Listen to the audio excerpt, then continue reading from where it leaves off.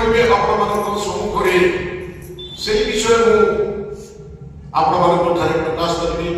ଆଉ ଈଶ୍ୱରଙ୍କର ଦୃଷ୍ଟିରେ ଆମେମାନେ କେମିତି ଭାବରେ ଧର୍ମ କର୍ମ କରୁଛୁ, ଆମମାନଙ୍କର ଆରାଧନା କରିବାର ଷ୍ଟାଇଲ କ'ଣ, ଆଜି ଅନେକ ପ୍ରକାର ଭାବରେ ଆଜି ଜଗତର ଲୋକମାନେ ଆରାଧନା କରୁଛନ୍ତି, ଉପାସନା କରୁଛନ୍ତି, ଦାନ ଦଶମାଂଶ ଦଉଛନ୍ତି, ଆଉ ଆପଣା ଆପଣା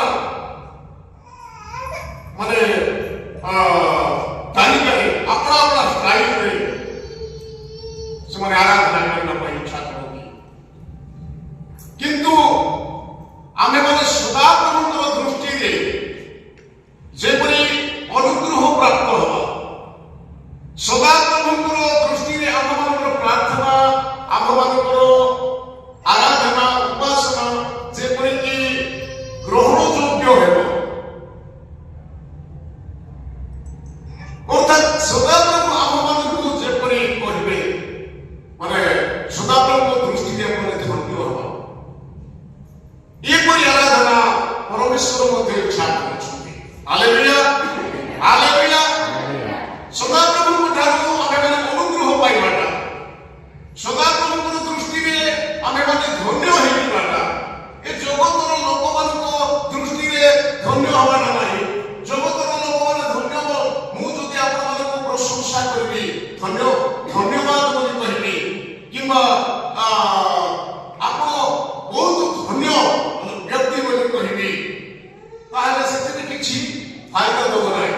ରାଜା ମହାରାଜା ମନ୍ତ୍ରୀ ଗୋଟେ ଆମକୁ ଯଦି ପ୍ରଶଂସା କରିଦେବେ, ଧନ୍ୟବାଦ ଦେବେ, ତାପରେ କଣ ଗୋଟେ ବଡ ପୁରସ୍କାର ମଧ୍ୟ ଦେବେ, ଟଙ୍କା କି ସୁନା କି ଟିକା, ସେଟା ବେଶୀ ଦିନ ଥିବ ନାହିଁ, ସେଟା କଣ ବେଶୀ ଦିନ ଥିବ ନାହିଁ।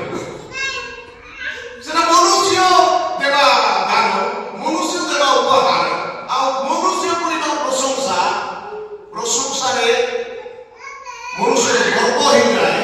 ତାପରେ ଗର୍ବ ହେଲେ କଣ ହବ ନା, ଆମମାନେ ସାନବେଳେ ଗୋଟେ ଗୋପ ବହି ପଢୁଥିଲୁ, କଣ ମା ବେଙ୍ଗର ପେଟ ଫାଟିଲା, ଅଧିକ ଗର୍ବ ହେଲେ ଭୁଲି ଯାଇକି ତାପରେ ପେଟ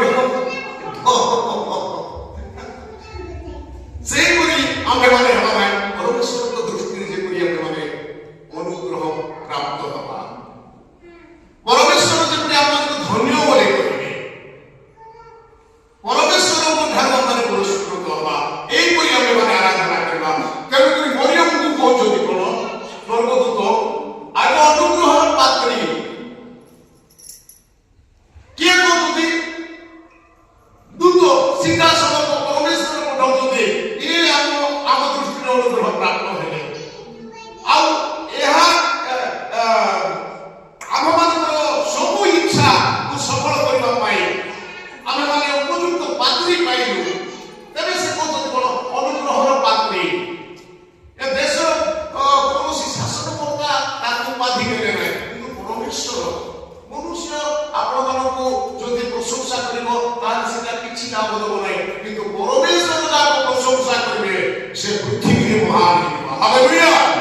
ସମସ୍ତ ପୃଥିବୀ ନିବାସୀ ତାଙ୍କର ସମସ୍ତଙ୍କର ଦୃଷ୍ଟିକୁ ସେ ଆକର୍ଷଣ କରିବ। ଯେପରି ଦାନିଏଲ, ଯେପରି ଯୋସେଫ, ଆମେମାନେ ଦେଖୁଛୁ ସାରା ଦେଶର ଲୋକ, ସାରା ଜଗତର ଲୋକ କଣ, ସେମାନଙ୍କର ଚକ୍ଷୁ ତାହାଙ୍କ ଉପରେ, କାରଣ ସେମାନେ ପରମେଶ୍ୱରଙ୍କ ନିକଟରେ ଧନ୍ୟ। ପରମେଶ୍ୱର ସେମାନଙ୍କୁ ସାଥି ଦିଏ।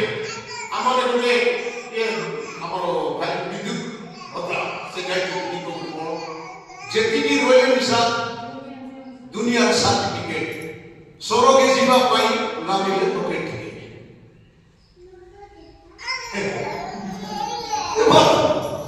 ସେ ବିଚାରକୁ ଏ ଜାଗାରେ କହିବା କଥା ନାହିଁ, ତାକୁ ଜଗନ୍ନାଥ ଏବଂ ସମସ୍ତଙ୍କୁ ମୁଇଁ ଡାକିକିରି ଗୀତ ଗାଇବା ପାଇଁ ସେମାନଙ୍କୁ ରେଡି କଲି। ଆଉ ସେମାନେ ଏବେ ବହୁତ ବଢିଆ ନାଚ କଲେ, ଆଉ ପ୍ରଭୁଙ୍କ ପାଇଁ ବ୍ୟବହାର କରୁଛନ୍ତି, ସେଟା ସବୁଠୁ ବଡ଼ ବିଷୟ। ଆଉ ସେମାନେ ଯୋଉ ଗୀତ ଲେଖୁଛନ୍ତି, ଆଜିକାଲିର ରୀତିନୀତି ଅନୁସାରେ ଆଜିକାଲି ଖ୍ରୀଷ୍ଟିଆନ ମାନଙ୍କର ଆଚରଣ ଅନୁସାରେ ସବୁ ସେମାନେ କରୁଛନ୍ତି। ଆଉ ବହୁତ ଭଲ ବିଷୟ। ପ୍ରଭୁ ସେମାନଙ୍କୁ ଆଶୀର୍ବାଦ କରନ୍ତୁ। ଆଉ ଆମମାନଙ୍କର ସାର୍ଟିଫିକେଟ କାହାଠାରୁ ପାଇବାର ଅଛି? ପରମେଶ୍ୱରଙ୍କ ଠାରୁ। ଆମର ପରମେଶ୍ୱରଙ୍କର ସାର୍ଟିଫିକେଟ ହାତରେ ଧରିକି ଚାଲିବାର ଅଛି। ଲୋକଙ୍କର ସାର୍ଟିଫିକେଟ କିଛି ଫାଇଦା ଦେବ ନାହିଁ, କାମ ଦେବ ନାହିଁ। ସମସ୍ତେ ଆମମାନଙ୍କୁ ପ୍ରଶଂସା କରିବେ, ମନ ନାହିଁ ଆମେ ସ୍ୱର୍ଗରାଜ୍ୟ ଅଧିକାରୀ ହେବାର ଅଛି। ଏ ଜଗତର ଜ୍ଞାନରେ, ଜଗତର ବୁଦ୍ଧିରେ, ଜଗତର ବଳରେ ଲୋକ ବହୁତ ବଡ ବଡ କାମ କର କଣ ସେ ଚନ୍ଦ୍ରକୁ ମିଶା ଯାଇକି ସେଠି ଜାଗା କିଣିକି ଘର ବାନ୍ଧୁଛି, ସେ ରକେଟ ବନାଉଛି, ଆଉ ବମ ତିଆରି କରୁଛି, ଆଉ ତାକୁ ଧନ୍ୟ ବୋଲି କୁହାଯାଏ। ପରମେଶ୍ୱର ତାକୁ ଧନ୍ୟ ବୋଲି କହୁନାହାନ୍ତି। ସେ ଚନ୍ଦ୍ର ଲୋକରେ ଯାଇକି ଘର ବାନ୍ଧିବା ଲୋକକୁ କହୁଛନ୍ତି, ତମେ ଯଦି ଚାଲାକି ହେଇକିରି ଅଧିକ ବୁଦ୍ଧିମାନ ହେଇକିରି ଚନ୍ଦ୍ର ଲୋକରେ ଅନ୍ୟ ଗ୍ରହ ଉପଗ୍ରହରେ ଯାଇକିରି ଘର ବାନ୍ଧିବ, ତାହେଲେ ଶେଷ ଦିନରେ ବିଚାର ଦିନରେ ତମକୁ ସ୍ଥିତିରୁ ମଧ୍ୟ ଆମେ ଟାଣିକିରି ଆଣିବୁ। ହାଲେଲୁୟା।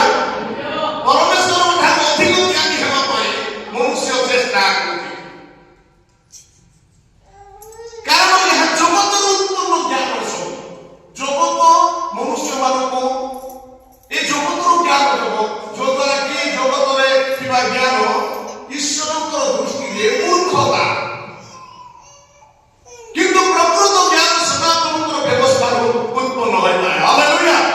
ତେଣୁକରି ସଦାପ୍ରଭୁ ବିଷୟକ ଭୟ ଜ୍ଞାନର ଆରମ୍ଭ। ଜ୍ଞାନର ଆରମ୍ଭ କଣ? ସଦାପ୍ରଭୁ ବିଷୟକ ଭୟ। ଧନ୍ୟ ସିଏମାନେ ଯେଉଁମାନେ ଆଚରଣରେ ସିଦ୍ଧ, ଯେଉଁମାନେ ସଦାପ୍ରଭୁଙ୍କର ବ୍ୟବସ୍ଥା ଅନୁସାରେ ଚାଲନ୍ତି, ଯେଉଁମାନେ ତାହାଙ୍କର ପ୍ରମାଣ ବାକ୍ୟ ସବୁ ପାଳନ କରନ୍ତି, ଆଉ ଯେଉଁମାନେ ସର୍ବାନ୍ତକରଣରେ ତାହାକୁ ଖୋଜନ୍ତି, ସେମାନଙ୍କୁ ଧନ୍ୟ ବୋଲି କୁହାଯାଇଛି। ଗୀତ ସଂହିତା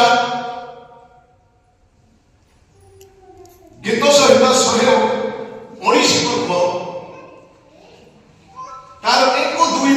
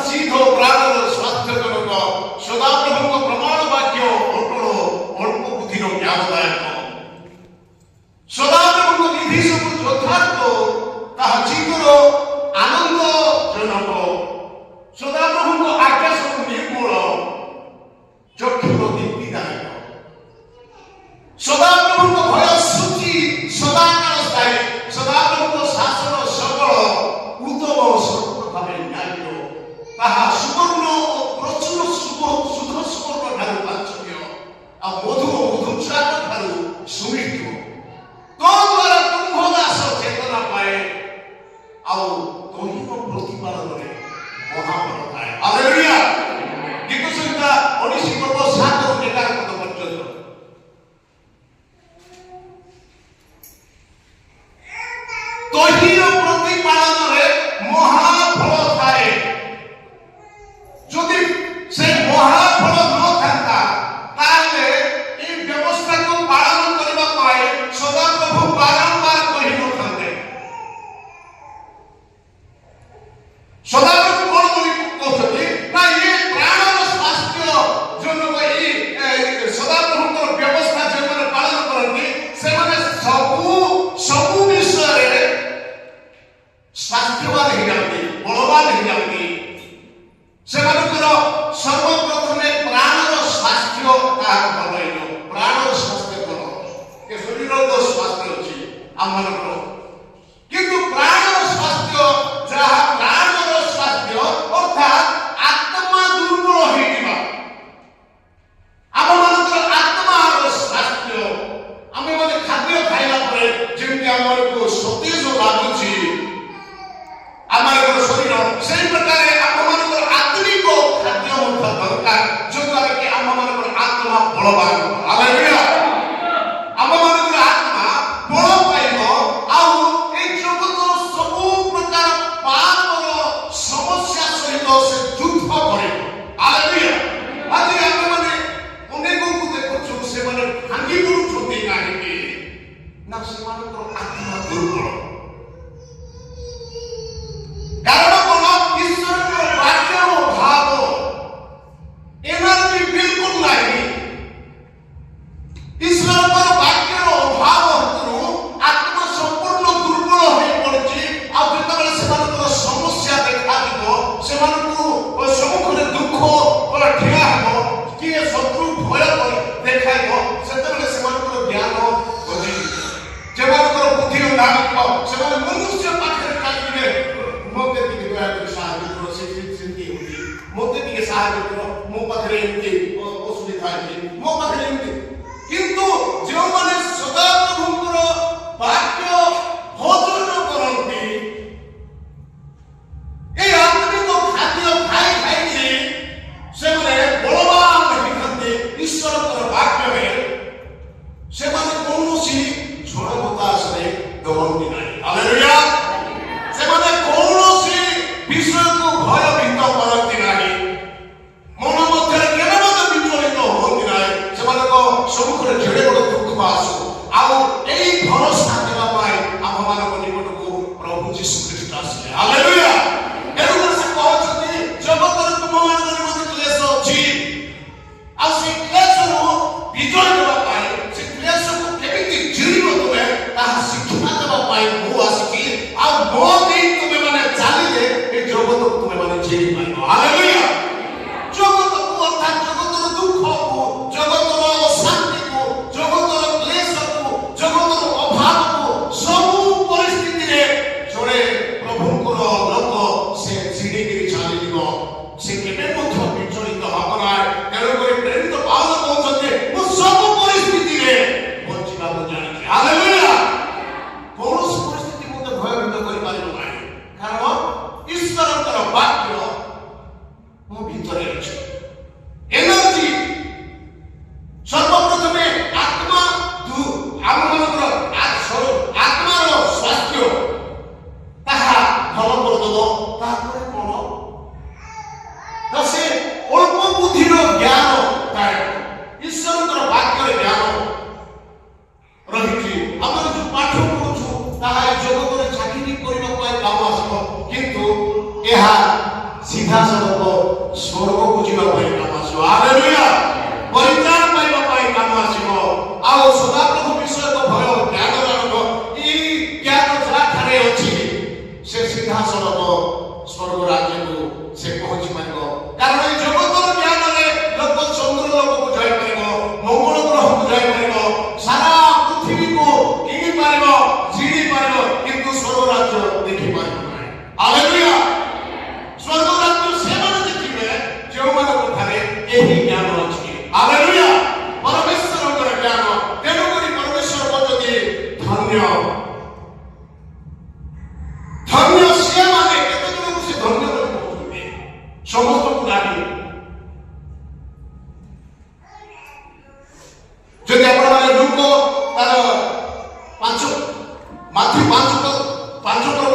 ଯଦି ଆପଣମାନେ ଜାଣିବେ ସେ ଜାଗାରେ ମାଥ୍ୟୁ 5 ପର୍ବ ତାର 1ରୁ 11 ପଦ ପର୍ଯ୍ୟନ୍ତ ଧନ୍ୟ ଧନ୍ୟ ବୋଲି କହିଛନ୍ତି। କେତେ ଜଣଙ୍କୁ ଆପଣମାନେ ପଢ଼ି ଦିଅନ୍ତି। ଲୋକ ସମୂହ ଦେଖି ଯୀଶୁ ପର୍ବତ ଆରୋହଣ କଲେ। ପୁଣି ଉପବେଶନ କଲା ଉତ୍ତାରେ ତାହାଙ୍କର ଶିଷ୍ୟମାନେ ତାଙ୍କ ଛାମୁକୁ ଆସିଲେ। ସେଥିରେ ଯୀଶୁ ମୁଖ ଫିଟାଇ ସେମାନଙ୍କୁ ଶିକ୍ଷା ଦେଇ କହିବାକୁ ଲାଗିଲେ, ଆତ୍ମାରେ ଦୀନହୀନ ଲୋକେ ଧନ୍ୟ, କାରଣ ସ୍ୱର୍ଗ ରାଜ୍ୟ ସେମାନଙ୍କର। ଶୋକାର୍ତ୍ତ ଲୋକେ ଧନ୍ୟ, କାରଣ ସେମାନେ ସାନ୍ତ୍ୱନା ପ୍ରାପ୍ତ ହେବେ। ନମ୍ର ଲୋକେ ଧନ୍ୟ, କାରଣ ସେମାନେ ପୃଥିବୀର ଅଧିକାରୀ ହେବେ। ଧାର୍ମିକତା ନିମନ୍ତେ କ୍ଷୁଧିତ ଓ ତୃଷିତ ଲୋକେ ଧନ୍ୟ, କାରଣ ସେମାନେ ପରିତୃପ୍ତ ହେବେ। ଦୟାଳୁ ଲୋକେ ଧନ୍ୟ, କାରଣ ସେମାନେ ଦୟା ପ୍ରାପ୍ତ ହେବେ। କ୍ରୁଦ୍ଧଚିତ୍ତ ଲୋକେ ଧନ୍ୟ, କାରଣ ସେମାନେ ଈଶ୍ୱରଙ୍କ ଦର୍ଶନ ପାଇବେ। ଶାନ୍ତିପାରକ ଲୋକେ ଧନ୍ୟ, କାରଣ ସେମାନେ ଈଶ୍ୱରଙ୍କ ସନ୍ତାନ ବୋଲି ଖ୍ୟାତ ହେବେ। ଧାର୍ମିକତା ନିମନ୍ତେ କାରୁଣା ପ୍ରାପ୍ତ ଲୋକେ ଧନ୍ୟ, କାରଣ ସ୍ୱର୍ଗ ରାଜ୍ୟ ସେମାନଙ୍କର। ହାଲେଲୁୟା। ଏ ଜାଗାରେ ଧନ୍ୟ ବୋଲି କୁହାଯାଉଛି। ଦେଖନ୍ତୁ କେମିତି ଲୋକକୁ ଧନ୍ୟ ବୋଲି ପ୍ରଭୁ ଯୀଶୁ ଖ୍ରୀଷ୍ଟ ନିଜେ ସାର୍ଟିଫିକେଟ ଦେଉଛନ୍ତି। ଧନ୍ୟ ଧନ୍ୟ ବୋଲି ଆମେ କଣ ଲୋକମାନଙ୍କ ଠାରୁ ଯଦି ଧନ୍ୟ ବୋଲି ଶୁଣିଦେଲେ ଆମେ ସିଧାସଳଖ ଆଲାର୍ଟ ଯିବୁ କଣ ମତେ ସେ ଏତେ ବଡ଼ ଲୋକ ମତେ ଧନ୍ୟ ବୋଲି କହିଲା, ମତେ ପ୍ରଶଂସା କଲା, ମତେ ନିଜ ସମ୍ମୁଖରେ ବସେଇକିରି ସେ ମାନେ ବ୍ରେକଫାଷ୍ଟ କଲା। ଆମେ କଣ ଏଠି ବଡ଼ ଲୋକ ମତେ ପ୍ରଶଂସା କଲା ବୋଲିକି ଆମେ ଗର୍ବରେ ଭୁଲି ଯାଇଥାଉ, କିନ୍ତୁ ତାହା କିଛି ଫାଇଦା ଦବ ନାହିଁ। ସେ ଯୀଶୁଙ୍କ ଠାରେ ଜଣେ ଆତ୍ମାରେ ଦିନହୀନ ଲୋକ ଠାରୁ ଏ ଜଗତର କରୋଡ଼ପତି ବଡ଼ ନାହିଁ। ପ୍ରଭୁ ତାଙ୍କୁ ଧନ୍ୟ ବୋଲି କହୁନାହାନ୍ତି, କିନ୍ତୁ ଯେ ଆତ୍ମାରେ ଦିନହୀନ ଲୋକ, ଆତ୍ମାରେ ଦିନହୀନ ଅର୍ଥାତ୍ ସେ କଣ ନା ଈଶ୍ୱରଙ୍କ ରାଜ୍ୟ ପାଇଁ କିଛି ହରାଇଥିବା ବ୍ୟକ୍ତି, ଈଶ୍ୱରଙ୍କର ଆରାଧନା କରିବା ପାଇଁ, ପ୍ରଭୁଙ୍କର ବାକ୍ୟ ପାଇଁ, ମିଟିଂ ବୁଲିବା ପାଇଁ, ପ୍ରଭୁଙ୍କର ଦାସମାନର ପରିଚର୍ୟା କରିବା ପାଇଁ ସେ ନିଜର ଅର୍ଥକୁ ବ୍ୟୟ କରିବା, ନିଜର ମୂଲ୍ୟବାନ ଜିନିଷ ସବୁକୁ ଛାଡ଼ି ଦେଇକି ପ୍ରଭୁଙ୍କର ପଛରେ ଦୌଡ଼ିବା ଲୋକକୁ ସେ ଦିନହୀନ ବୋଲି ଆତ୍ମାରେ ଦିନହୀନ ସେଇଭଳି ଲୋକକୁ ଯୀଶୁ କଣ କହୁଛନ୍ତି? ଧନ୍ୟ ବୋଲି କହୁଛନ୍ତି। କାରଣ ସେମାନଙ୍କର କଣ ସ୍ୱର୍ଗ ରାଜ୍ୟ ସେମାନଙ୍କର ଆକା, ଆଉ କାହାର ନାହିଁ। ହାଲେଲୁୟା। ଆମେ ଯଦି ଜଗତରେ ଏ ଜଗତର ଆପଣମାନଙ୍କର ପାଇଁ ଯାହା ସବୁ ଲାଭ ଅଛି ତାହା ଯଦି ଏ ଜଗତର ବିଷୟକୁ ଛାଡ଼ିକିରି ଈଶ୍ୱରଙ୍କର ପଛେ ପଛେ ଯଦି ଆମେମାନେ ଯିବା, ଈଶ୍ୱରଙ୍କର ବାକ୍ୟ ପାଇଁ କିଛି ହରାଇବା, ତାହେଲେ ସ୍ୱର୍ଗରେ ତାହା ଶତଗୁଣରେ ଆମମାନଙ୍କୁ ପରମେଶ୍ୱର ଦେବେ। କାରଣ ଯୀଶୁ କହିଲେ ତୁମେ ତମ ଧନ ସମ୍ପତ୍ତି ସବୁ ବିକ୍ରୟ କର, ଆଉ ତମ ପଛରେ ଆସ, ତୁମେ କୋଟି ଧନ ପାଇବ, ସ୍ୱର୍ଗ ରାଜ୍ୟର ଧନ ପାଇବ। ହାଲେଲୁୟା। ତ ସ୍ୱର୍ଗ ରାଜ୍ୟ ଆମମାନଙ୍କର, ଆମେମାନେ ଏଇ ଜାଗାରେ ନାହିଁ। ତ ପାଉଲ ପ୍ରେରିତ ବି କହୁଛନ୍ତି କଣ?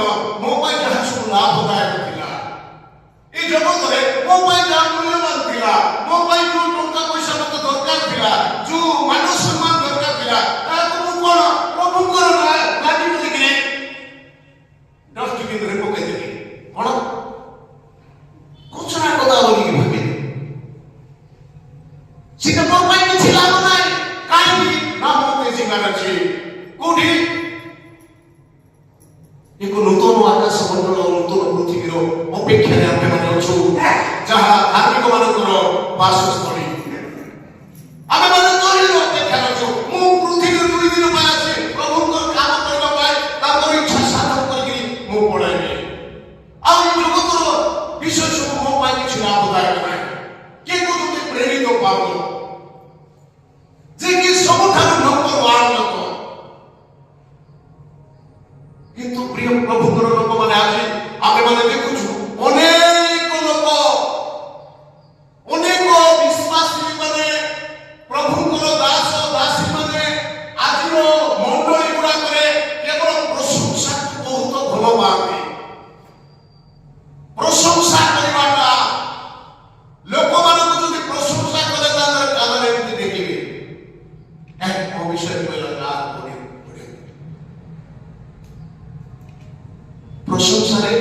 ବର୍ଷରେ ପ୍ରଥମ ଆଜିର ସବୁ କିଏ ଯଦି କନଭେନସନ ପାଇଁ କିଛି ପଇସା ଦେଲା ତାକୁ ପ୍ରଶଂସା କରିବାର ଅଛି। କିଏ ଯଦି ଚୋରକୁ ଝାଡୁ କରିଦେଲା ତାକୁ ପ୍ରଶଂସା କରିବାର ଅଛି।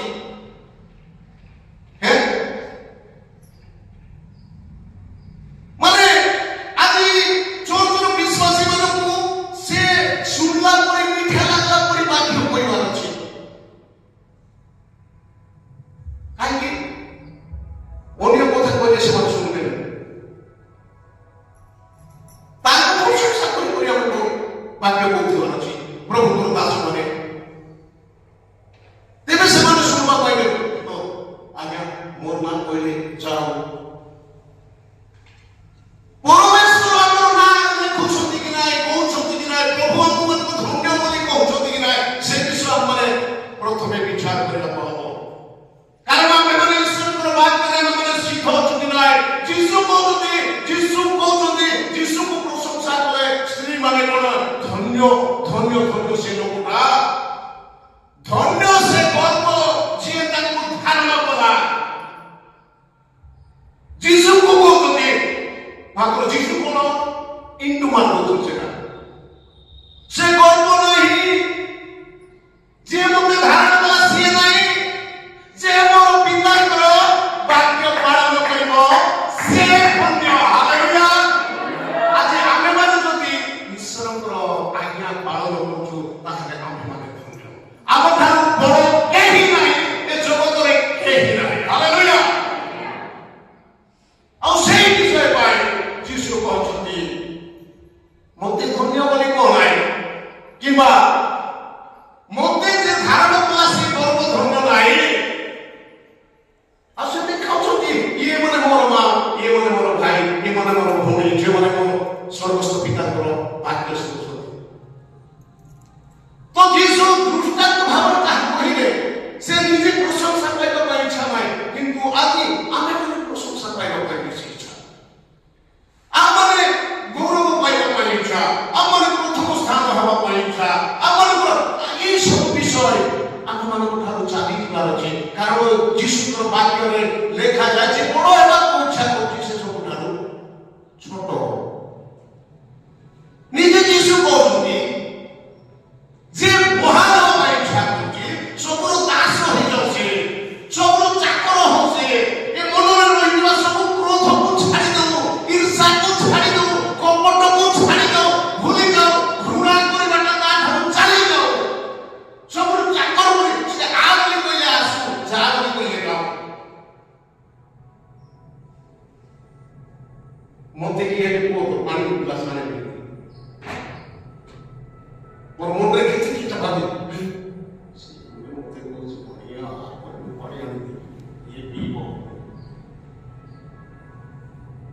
କିନ୍ତୁ ଯୀଶୁ ଆମର ଶିଷ୍ୟମାନଙ୍କୁ ପାଦକୁ ଧୋଇଦେଲେ। ଭିତର କହୁଛନ୍ତି ନାଇଁ ତୁମେ ମୋର ପାଦ ଛୁଇଁବା ଦରକାର ନାହିଁ ଦରକାର ତୁମର ପରି ଲୋକ ମୁଇଁ ନ ଧୋଇବି ବୋଲେ ତୁଇ ସେମିତିଆ ଅବସ୍ଥା ଥିବୁ କେବେ ମଧ୍ୟ ସ୍ୱର୍ଗ ରାଜ୍ୟ ଦେଖିପାରିବୁ ନାହିଁ। ହେଲେ ଆମେ ମାନେ କଣ ଆମେ ଖାଲି ବାକ୍ୟ ଶୁଣିଲେ ହେବ ନାହିଁ ବାକ୍ୟକୁ ଆମମାନଙ୍କର ହୃଦୟରେ ରଖିକି ପାଳନ କରିବାର ଅଛି। ଆମେମାନେ ପ୍ରତ୍ୟେକ ବାକ୍ୟ ଜାଣିବା ଲୋକ ପ୍ରତ୍ୟେକ ବିଷୟରେ ଆମେ ବହୁତ ଜ୍ଞାନ ଅଛି ମାତ୍ର ଗୋଟିଏ ବିଷୟ କଣ ଆମେମାନେ ପାଳନ କରିବାକୁ ହେବ। ଆମେମାନେ ଯଦି ଈଶ୍ୱରଙ୍କର ବାକ୍ୟକୁ ଶୁଣିକିରି ଚାଲିଯିବା ତାହେଲେ କିଛି ଲାଭ ନାହିଁ। ଆମର ସେଇ ବାକ୍ୟ ଅନୁଯାୟୀ ଆମର ଜୀବନ କାଟିବାର ଅଛି। ତେବେ ଲେଖା କଲା ସେମାନେ ସଦାପ୍ରଭୁଙ୍କ ବ୍ୟବସ୍ଥା ଅନୁସାରେ ଚାଲନ୍ତି। Hallelujah hallelujah hallelujah. ବ୍ୟବସ୍ଥା ଅନୁସାରେ ବ୍ୟବସ୍ଥାରୁ ବାହାର ନାହିଁ ଆଉ ବ୍ୟବସ୍ଥା ଅନୁସାରେ ଚାଲିବା ଲୋକ ସେ ଧନ୍ୟ ହେଇଯିବ। କାରଣ ଈଶ୍ୱରଙ୍କର ବାକ୍ୟ ଯେତିକି ଏନର୍ଜି ଅଛି ତା ଭିତରେ ଆସିଯିବ ଆଉ ସେ ସବୁଠାରୁ ପବିତ୍ର ହେଇଯିବ ସବୁଠାରୁ ଜ୍ଞାନୀ ହେଇଯିବ ସବୁଠାରୁ ମହାନ ହେଇଯିବ ସବୁଠାରୁ ବୁଝିବା ଲୋକ ହେଇଯିବ ସବୁଠାରୁ ପବିତ୍ର ଆତ୍ମାରେ ପୂର୍ଣ୍ଣ ହେଇଯିବା ଲୋକ ହେଇଯିବ। ସେ ଅନ୍ୟ ପାଇଁ ପ୍ରାର୍ଥନା କଲେ ତାର ପ୍ରାର୍ଥନା କାର୍ଯ୍ୟକାରୀ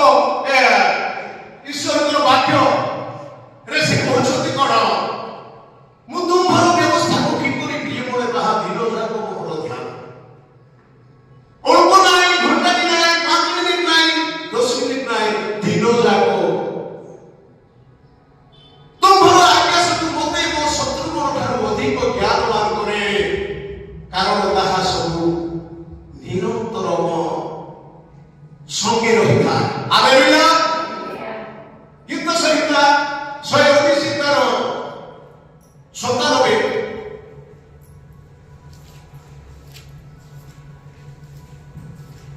ତୁମ୍ଭର ଆଦେଶକୁ ମୋତେ ମୋ ଶତ୍ରୁଗଣ ଠାରୁ ଅଧିକ ଜ୍ଞାନବାନ କରେ, କାରଣ ତାହା ସବୁ ନିରନ୍ତର ମୋ ସଙ୍ଗେ ଥାଏ।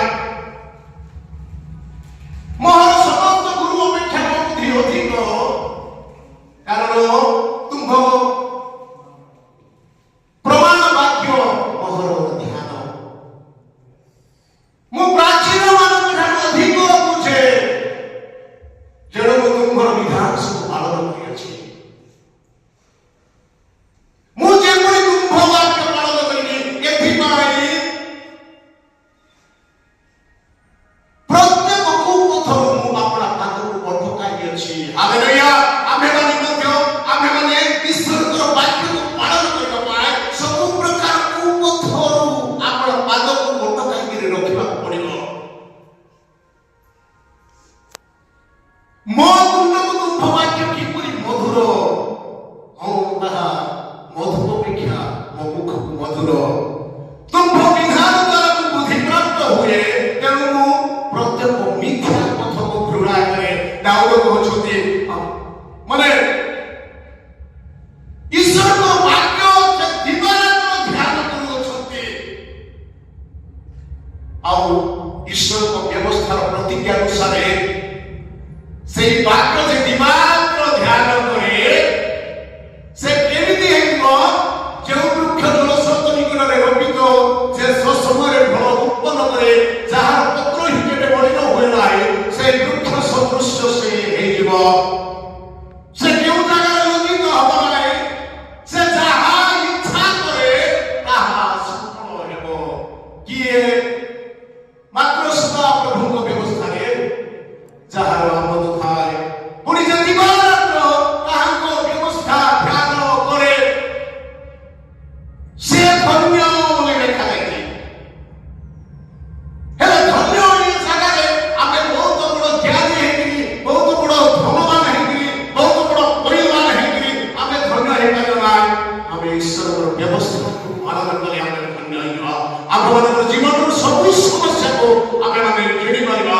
ତେଣୁକରି କୁହାଗଲା, ଏହି ବ୍ୟବସ୍ଥା ପୁସ୍ତକ ତୁମ୍ଭ ମୁଖରୁ ବିଚଳିତ ନ ହଉ, ମାତ୍ର ତୁମ୍ଭେ ତହିଁର ଲେଖା ଅନୁସାରେ ତାହା ସବୁ ମାନିବାକୁ ଆଉ କରିବାକୁ, ତହିଁର ଲେଖା ଅନୁସାରେ, ଅନ୍ୟର କଥାରେ ନାହିଁ, କାଳ୍ପନିକ ବହିଟା ପଢ଼ିକିରି ନାହିଁ, ମନୁଷ୍ୟ ଶିଖାଇବା ବୁଦ୍ଧି ଦ୍ୱାରା ନାହିଁ, ତହିଁର ଲେଖା ଅନୁସାରେ କାହାର ଏ ବ୍ୟବସ୍ଥା ପୁସ୍ତକର ଲେଖା ଅନୁସାରେ ମାନିବାକୁ ଆଉ କରିବାକୁ କଣ ହବ? ଦିବାରାତ୍ର ଧ୍ୟାନ କର। ଏ ଦିବାରାତ୍ର କେତେ ଥର ଲେଖା ଅଛି? କାହିଁକି ବ୍ୟବସ୍ଥା ପାଳନ କରିବା ପାଇଁ କୁହାଯାଉଛି? ନା ଏଠାରେ ଥିବା ମହାଫଳକୁ ଆମମାନଙ୍କର ସମ୍ମୁଖରେ ଦେଖିପାରିବା। ହାଲେଲୁୟା। ଯଦି ଆମେମାନେ ଏଠାରେ ପ୍ରାପ୍ତ ହେବାର ଅଛି, ତେବେ ଆମେମାନେ କଣ କରିବାର ଅଛି? ଏହି ବ୍ୟବସ୍ଥାକୁ ଦିବାରାତ୍ର ଆମେମାନେ ଧ୍ୟାନ କରିବାର ଅଛି, ଯଦ୍ୱାରା କି ଯୀଶୁ ଆମମାନଙ୍କୁ ଧନ୍ୟ ବୋଲି କହିବେ, ସଦାପ୍ରଭୁମାନଙ୍କୁ ଧନ୍ୟ ବୋଲି କହିବେ। ଆମେ ସଦାପ୍ରଭୁଙ୍କ ନିକଟରେ ଧନ୍ୟ ହେବା, ଯଦ୍ୱାରା ଆମେମାନେ ସ୍ୱର୍ଗ ରାଜ୍ୟର ଅଧିକାରୀ ହେଇପାରିବା, ତାଙ୍କର ପ୍ରିୟ ପାତ୍ର ହେଇପାରିବା। ଯଦି ଆମେମାନେ ଏହି ବ୍ୟବସ୍ଥା ଅନୁସାରେ ଆମେମାନେ ଚାଲିବା ନାହିଁ, ତାହେଲେ ଆମମାନଙ୍କର କୌଣସି ଲାଭ ହେବ ନାହିଁ। ଆମେମାନେ ଶେଷ ଗୋଟିଏ ବାକ୍ୟ ଦେଖିବା, ତାପରେ ଆମେ ଶେଷ କରିବା। ମାଥ୍ୟୁ ଲିଖିତ ସୁସମାଚାର 16 ପର୍ବ ତାର 13-19 ପଦ ପର୍ଯ୍ୟନ୍ତ ଗୋଟିଏ ବିଷୟ ଦେଖାଯାଇଛି। ଏ ଜାଗାରେ ଏହା ଆମମାନେ ପଢ଼ିଲା ପରେ ଆମେ ଶେଷ କରିବା। ପରେ ଯୀଶୁ କାଇସରିଆ ଫିଲିପି ଅଞ୍ଚଳକୁ ଆସି ଆପଣା ଶିଷ୍ୟମାନଙ୍କୁ ପଚାରିବାକୁ ଲାଗିଲେ, ମନୁଷ୍ୟ ପୁତ୍ର କିଏ ବୋଲି ଲୋକେ କଣ କହନ୍ତି? ଏଥିରେ ସେମାନେ କହିଲେ, କେହି କେହି କହନ୍ତି ବାପ୍ତିଜକ ଯୋହନ, କେହି କେହି ଏଲିୟ, ଆଉ କେହି କେହି ଜିରିମିୟ ଅବା ଭାବବାଦୀମାନଙ୍କ ମଧ୍ୟରୁ ଜଣେ। ସେ ସେମାନଙ୍କୁ ପଚାରିଲେ, କିନ୍ତୁ ମୁଁ କିଏ ବୋଲି ତୁମେମାନେ କଣ କହୁଅଛ? ସିମୋନ ସିମୋନ ପିତର ଉତ୍ତର ଦେଲେ, ଆପଣ ଖ୍ରୀଷ୍ଟ ଜୀବନ୍ତ ଈଶ୍ୱରଙ୍କ ପୁତ୍ର। ଏଥିରେ ଯୀଶୁ ତାଙ୍କୁ ଉତ୍ତର ଦେଲେ, ହେ ଜୋନାସର ପୁତ୍ର ସିମୋନ, ତୁମେ ଧନ୍ୟ, କାରଣ ମନୁଷ୍ୟ ତୁମ ନିକଟରେ ଏହା ପ୍ରକାଶ କରିନାହିଁ, ବରଂ ମୋର ସର୍ବସ୍ତ ପିତା ପ୍ରକାଶ କରିଅଛନ୍ତି। ଆଉ ମୁଁ ମଧ୍ୟ ତୁମକୁ କହୁଅଛି, ତୁମେ ପିତର, ପୁଣି ଏହି ପଥର ଉପରେ ମୁଁ ଆପଣା ମଣ୍ଡଳୀ କରିବି, ଆଉ ନରକର ବଳ ତାହାକୁ ପରାଜୟ କରିବ ନାହିଁ। ମୁଁ ତୁମକୁ ସ୍ୱର୍ଗ ରାଜ୍ୟର ପହଞ୍ଚି ଦେବି, ଆଉ ତୁମେ ପୃଥିବୀରେ ଯାହା କିଛି ବନ୍ଦ କରିବ, ସ୍ୱର୍ଗରେ ତାହା ବନ୍ଦ ରହିବ, ପୁଣି ପୃଥିବୀରେ ଯାହା କିଛି ମୁକ୍ତ କରିବ, ସ୍ୱର୍ଗରେ ତାହା ମୁକ୍ତ ରହିବ। Hallelujah, hallelujah. ଆଜି ଏହି ବାକ୍ୟ ଅନୁସାରେ ଆମେମାନେ ଯଦି ଦେଖିବା, ଯୀଶୁଙ୍କୁ ଆଜି ଆମେମାନେ କେତେ ପ୍ରକାର ଲୋକ ବୋଲିକି ଆମେମାନେ ଭାବୁଛୁ, କିଏ କୋଉ ପ୍ରକାର ଲୋକ ବୋଲି ଭାବୁଛନ୍ତି। ଶିଷ୍ୟମାନଙ୍କୁ ସେ ପଚାରୁଛନ୍ତି, ମୋତେ କିଏ ବୋଲି ଲୋକମାନେ କଣ କହୁଛନ୍ତି? ଯୀଶୁଙ୍କୁ ଆମେମାନେ କଣ ବୋଲି ଭାବୁଛୁ? ଗୋଟେ ଏ ସାହାଯ୍ୟ କରିବା ଲୋକ, ଆଶ୍ଚର୍ଯ୍ୟ କର୍ମ କରିବା ଲୋକ, ଆଶ୍ଚର୍ଯ୍ୟ କର୍ମ ହେଲା ପରେ ସେ କିଏ ଆମେ କିଏ, ସାହାଯ୍ୟ ପାଇଲା ପରେ ସେ କିଏ ଆମେ କିଏ। ଯୀଶୁ ଜଣେ ଭାବବାଦୀ, ଯେପରି ଲୋକମାନେ କହୁଥିଲେ ସେମିତି ଭାବିଲେ, ଇଏ ଗୋଟେ ଏମିତି ଲୋକ, ସେ ଗୋଟେ ସେମିତି ଲୋକ, କିନ୍ତୁ ପ୍ରକୃତ ବିଷୟ କିଏ କହୁଛନ୍ତି? ସିମୋନ ପିତର କହୁଛନ୍ତି, ତୁମେ ଜୀବନ୍ତ ଈଶ୍ୱରଙ୍କର ପୁତ୍ର ପ୍ରଭୁ ଯୀଶୁ ଖ୍ରୀଷ୍ଟ, ଯିଏକି ପରିତ୍ରାଣ କର୍ତ୍ତା, ଯିଏକି ସ୍ୱର୍ଗକୁ ନେଇପାରିବ, ଯିଏକି ଆମମାନଙ୍କର ପାପର ମୁକ୍ତି ଦେଇପାରିବ, ସେଇ ମୁକ୍ତିକର୍ତ୍ତା, ପରିତ୍ରାଣ କର୍ତ୍ତା ତୁମେ ଆଉ ତୁମଠାରୁ, ତୁମ ବିନା ଆମମାନଙ୍କର ମନୁଷ୍ୟର କୌଣସି ପରିତ୍ରାଣ ନାହିଁ, କୌଣସି ମୂଲ୍ୟ ନାହିଁ। ଆଉ ସେତେବେଳେ ଯୀଶୁ କଣ କହୁଛନ୍ତି? ତାଙ୍କୁ ଧନ୍ୟ ତୁମେ। ସେ ଭାଗବାନ ବୋଲି କହିବା ଲୋକମାନଙ୍କୁ ଧନ୍ୟ ବୋଲି କହୁନାହାନ୍ତି, ଏଲିର ଭବିଷ୍ୟଦ୍ବକ୍ତା ବୋଲି କହିବା ଲୋକମାନଙ୍କୁ ଧନ୍ୟ ବୋଲି କହୁନାହାନ୍ତି, କିନ୍ତୁ ଏହି ପ୍ରକୃତ ଚିହ୍ନିବା ଲୋକକୁ ସେ ଧନ୍ୟ ବୋଲି କହୁଛନ୍ତି। ଆମେମାନେ ମଧ୍ୟ ଯୀଶୁକୁ ଭଲ ଭାବରେ ଚିହ୍ନିବାର ଅଛି, ଯେ ସେ ଆମମାନଙ୍କୁ ପରିତ୍ରାଣ କରିପାରିବେ, ଆମମାନଙ୍କର ରୋଗରୁ ଉଦ୍ଧାର କରିପାରିବେ, ଆମମାନଙ୍କର ପାପରୁ ମୁକ୍ତି ଦେବେ, ଆମମାନଙ୍କର ସ୍ୱର୍ଗକୁ ସେ ଦେଇପାରିବେ। ସେହିପରି ଲୋକ, ସେହିପରି ଆମମାନଙ୍କର ମୁକ୍ତିକର୍ତ୍ତା ପ୍ରଭୁ ଯୀଶୁ ଖ୍ରୀଷ୍ଟଙ୍କର ବିନା ଆମମାନଙ୍କର କୌଣସି ମୂଲ୍ୟ ନାହିଁ ବୋଲି ଆମେମାନେ ଜାଣିବା ପଡ଼ିବ। ହାଲେଲୁୟା। ତେବେ ଯାଇ ଆମେମାନେ କଣ ଈଶ୍ୱରଙ୍କ ଦୃଷ୍ଟିରେ ଧନ୍ୟ ହେବା। ଯୀଶୁ ଯେପରି ପିତର କହିଲେ, ତୁମେ ଧନ୍ୟ, ତୁମେ ମୋତେ ଚିହ୍ନିଲ, ସେହିପରି ଆମେମାନେ ମଧ୍ୟ, ଆପଣମାନେ ମଧ୍ୟ ଯଦି ଯୀଶୁକୁ ପରିତ୍ରାଣ କର୍ତ୍ତା ବୋଲି ଜାଣିବେ, ସ୍ୱର୍ଗକୁ ନେବା ଲୋକ ବୋଲି ଜାଣିବେ, ପାପରୁ ମୁକ୍ତି ଦେବା ଯୀଶୁ ବୋଲି ଜାଣିବେ, ସେ ଆପଣମାନଙ୍କୁ ମଧ୍ୟ ଧନ୍ୟ ବୋଲି କହିବେ, ଆଉ ଈଶ୍ୱରଙ୍କ ରାଜ୍ୟରେ ଆପଣ